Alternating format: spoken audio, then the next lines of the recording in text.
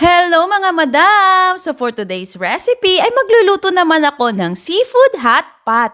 So medyo malamig na yung panahon natin dito sa Pilipinas kaya swak na swak ang sabaw na ito. Nakita ko lang nito sa Reels at ngayon gagayahin ko na siya. Medyo naparami nga lang yung akin kasi alam nyo na isang batalyon ang papakainin ko.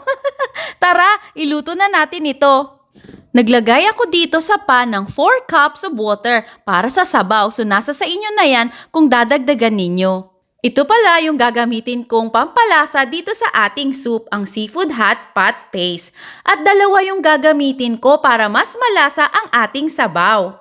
Tapos lulusawin ko lang o tutunawin ang paste na ito dito sa tubig para hindi na ako mahirapan mamayang maghalo-halo. Inuna ko nang inilagay dito ang mga dahon ng sibuyas. Tapos isinunod ko na dito ang Chinese cabbage para mas malasa.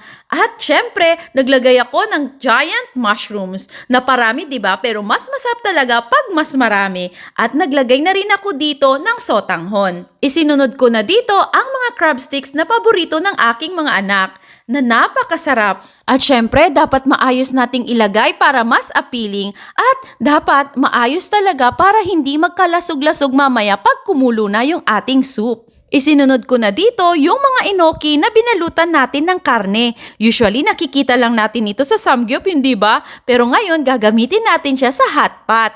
At syempre, dapat maayos na naman yung pagkakalagay natin para talaga mas appealing at talagang mauubos ito sa sarap. At syempre, huwag nating kalimutan lagyan ng hipon dahil yan ang magpapasarap sa ating seafood hot pot. At syempre, pataob ko inilagay dahil nga para mas lumasa yung ulo doon sa sabaw. Syempre, huwag din natin kalimutan lagyan ng mixed seafood balls o yung mga merong squid balls, di ba? At naglagay din ako dyan ng tokwa para mas malasa talaga ang ating hot pot. At ayan, maayos-ayos na ang ating hot pot soup. So kailangan lang natin itong pakuluan ng mga 15 to 20 minutes.